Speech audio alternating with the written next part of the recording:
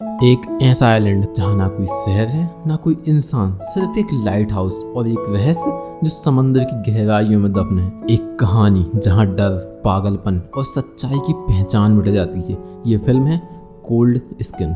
Film की शुरुआत दो प्यारी लाइनों से, जिनसे हम नफरत करते हैं उनसे हम ज़्यादा दूर कभी नहीं होते, और इसी वजह से हमें उन लोगों के ज़्यादा पास कभी नहीं होना चाहिए जिनसे हम प्यार करते हैं। साल 1914 साउथ अटलांटिक ओशन में एक रहस्यमय द्वीप, जहां ना कोई इंसान है ना ही कोई जीव। एक वीरान आइलैंड पे एक लाइट हाउस और एक रहस्य जो समुद्र की गहराइयों में छिपा हुआ है। एक जहाज जो समुद्र की लहरों को चीरता हुआ एक रहस्यमय द्वीप की ओर जा रहा है। जहाज पर है वेदर ऑफिसर डेविड, जिसे वहां पूरे एक साल तक रहकर मौसम का डेटा इकट्ठा करना है, और उसके साथ में है एक साल का राशन, कुछ जरूरी सामान और किताबें। जहाज उस द्वीप के किनारे पहुंचता है। डेविड और कप्तान दोनों एक छोटी बोट के सहारे उस द्वीप तक पहुंचते हैं। वहां पर पहले से ही एक घर बना हुआ है, क्योंकि इससे पहले इस वाली पोस्ट पर एक और वेदर ऑफिसर नियुक्त था जो यहाँ पर पिछले एक साल से है, और अब उसकी ड्यूटी खत्म हो चुकी है। लेकिन जैसे ही वो लोग घर के पास जाते हैं, बाहर जो भी सामान था पूरा का पूरा बिखरा हुआ पड़ा है, और वो लोग अंदर जाते हैं। अंदर देखते हैं कि सभी का सभी सामान, कुछ भी व्यवस्थित नहीं है, सभी का सभी बिखरा पड़ा है, और उस सामान पे धूल जम गई है, जैसे यहाँ महीनों से कोई ना आया हो। तभी उनको एक लाइट हाउस दिखता है, क्योंकि उस टापू पे एक लाइट हाउस भी है। वो लोग लाइट हाउस की ओर जाते हैं। लाइट हाउस के चारों ओर नुकीले लकड़ी के खंभे गड़े हुए हैं, जैसे किसी ने अंदर से सील किया हो। सभी की सभी खिड़की ब्लॉक्ड है। लाइट हाउस के अंदर उन्हें एक आदमी मिलता है जिसका नाम ग्रूनर है, और जब उससे पूछा जाता है कि ऑफिसर कहाँ है, तो वह बताता है कि वो मर गया, और कुछ भी साफ साफ नहीं बताता कि वो कैसे मर गया। डेविड और कप्तान को उसके ऊपर शक होता है। कप्तान डेविड से कहता है, तुम चलना चाहोगे? लेकिन डेविड को पैसे चाहिए, तो उसको ये काम करना ही पड़ेगा, इसलिए वो रुकने का फैसला करता है। कप्तान जाते जाते एक गन देता है। धीरे धीरे रात होने लगती है। डेविड घर को व्यवस्थित करता है। तभी उसे एक डायरी मिलती है पुराने वेदर ऑफिसर की। उसमें कुछ अजीब सी ड्राइंग्स हैं, इंसानों जैसे दिखने वाले समुद्री जीवों की, और ये ड्राइंग्स बहुत ज्यादा हैं। उसे समझ नहीं आता ये सच्चाई है या कल्पना। अगले दिन डेविड काम शुरू करता है, लेकिन समंदर के किनारे कुछ अजीब आकृतियां और पत्थर दिखाई देते हैं। लगता है जैसे किसी ने जानबूझकर उन्हें एक विशेष पैटर्न में सजाया हो, लेकिन डेविड उसे नज़रअंदाज कर देता है और अपना काम करने लगता है।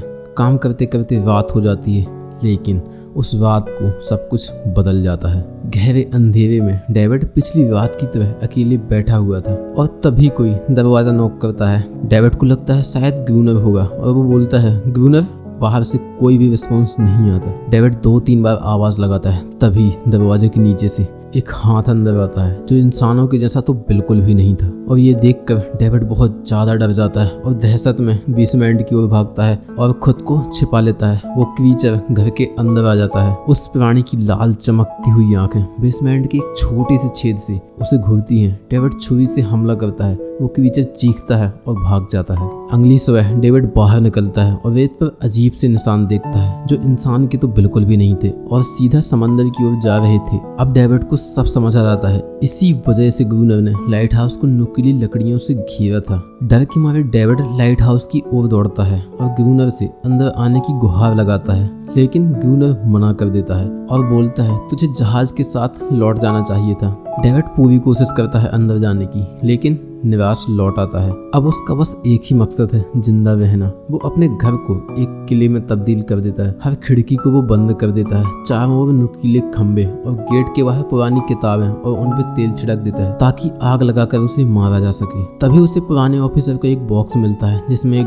गन और ढेर सारी गोलियां होती हैं। डेविड खुश हो जाता है। रात फिर से आती है और डेविड तैयार बैठा होता है। अचानक वही आवाज़ है। डेविड जैसे ही खिड़की से बाहर दिखता है, उसकी आंखें फटी की फटी रह जाती हैं, क्योंकि इस बार सिर्फ एक क्रीचर नहीं था, बहुत सारे क्रीचर्स थे। वे उसके घर की ओर बढ़ते हैं। गेट पर हमला होता है। डेविड गोलियां चलाता है। कुछ गिरते हैं, कुछ चिल्लाते हैं, लेकिन बाकी और भी ज़्यादा गुस्से में हो जाते हैं। लेकिन जब डेविड के कंट्रोल में कुछ भी नहीं रहा, डेविड बाहर आग लगा देता है और आग की लपटें देखकर सारे क्रीचर्स डरकर भाग जाते हैं। लेकिन किताबें उसने गेट के बहुत ज्यादा पास रख दी थी, इस वजह से आग गेट में भी लग जाती है और पूरे घर में फैल जाती है। डेविड एक कंबल ओढ़ता है और गेट से बाहर निकल जाता है और थोड़ी दूर एक चट्टान के नीचे छिप के बैठ जाता है। थोड़ी देर में बारिश होने लगती है और घर की आग बुझ जाती है, लेकिन घर आधा जल चुका था और अब वो घर उसको उन क्रीचर्स से नहीं बचा सकता था। अब उसके पास सिर्फ एक विकल्प था, लाइट हाउस। वो वही गन लेता है और गुरुनर के बाहर आने का वेट करता है और जैसे ही गुरुनर बाहर आता है, डेविड गुरुनर के ऊपर गन तान देता है। लेकिन तभी अचानक से एक अजीब सा क्रीचर जो गुरुनर के पास था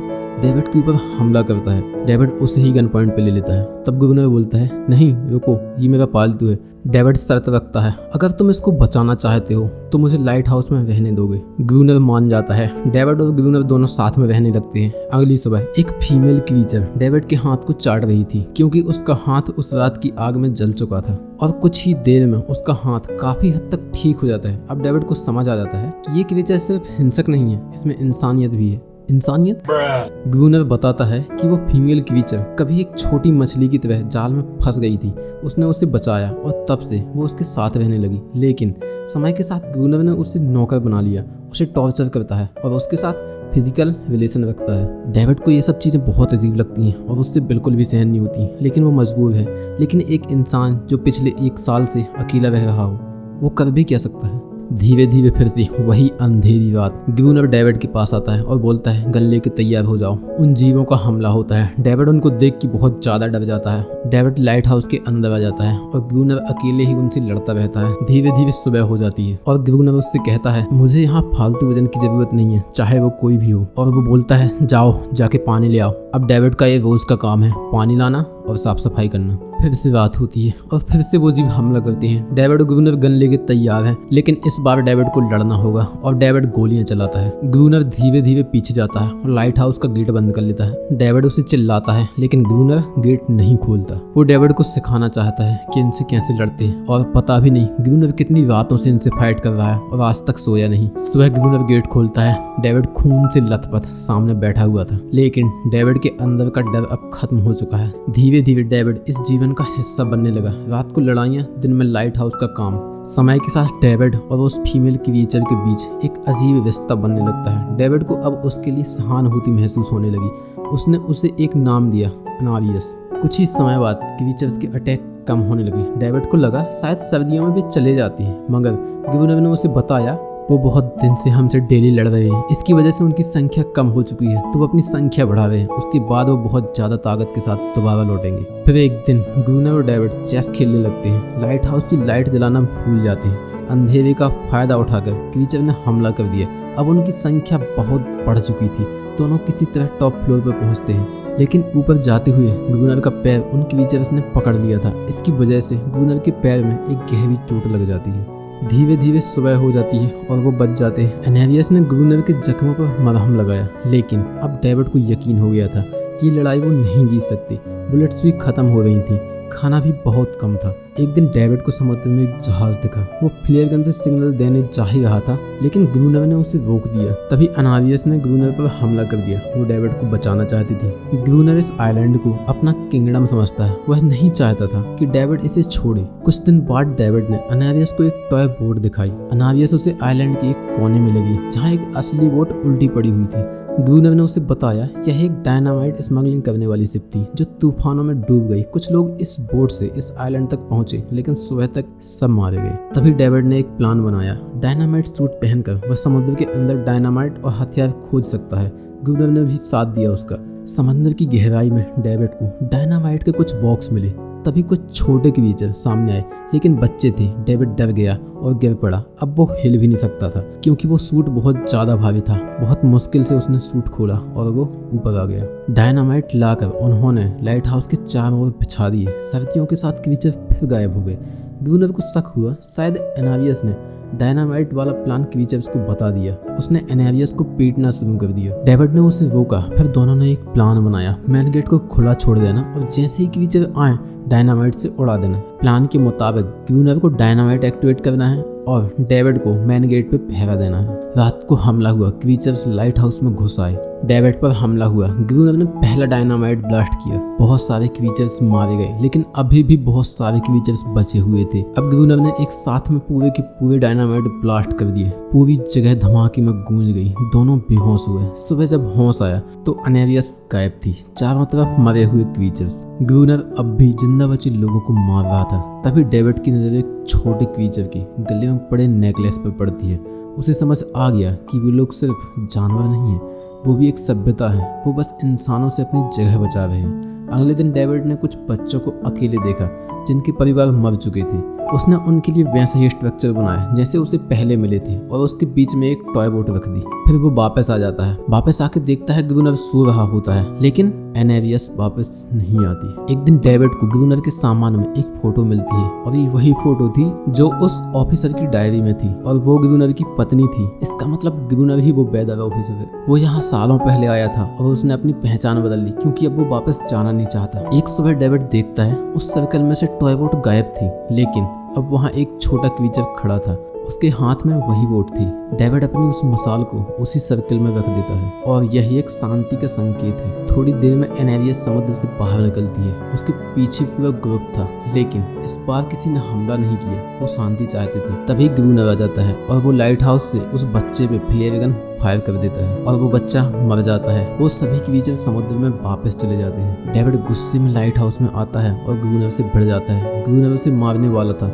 तभी डेविड कहता है, एंडोर बिगलैंड, तुम हत्यारे नहीं हो। ग्वीनर अपना असली नाम सुन के रुक जाता है और उसे अपनी गलती का एहसास होता है और वह अंदर से टूट जाता है। और जिन क्रीचर्स ने बहुत टाइम से अटैक नहीं किया था, ग्वीनर ने उस बच्चे को मार दिया था। इस वजह से उनने फिर से अटैक किया और ग्वीनर ने खुद को उन क्रीचर्स के हवाले कर दिया। डेविड लाइट हाउस का गेट बंद कर लेता है और क्रीचर्स ग्वीनर को मार डालते हैं, लेकिन इस बार वो क्रीचर्स लाइट हाउस के अंदर घुसने की कोशिश तक नहीं करते। ऐसा लग रहा था जैसे वो क्रीचर्स सिर्फ और सिर्फ ग्वीनर पे हमला करने के लिए आए थे। एक साल बाद सरकार का एक नया ऑफिसर आता है और डेविड को ग्वीनर समझ लेता है और डेविड उन्हें बताता भी नहीं कि वह असली ग्वीनर नहीं है। अब वह भी इस आइलैंड को छोड़ना नहीं चाहता जैसे कभी ग्वीनर नहीं छोड़ना चाहता था।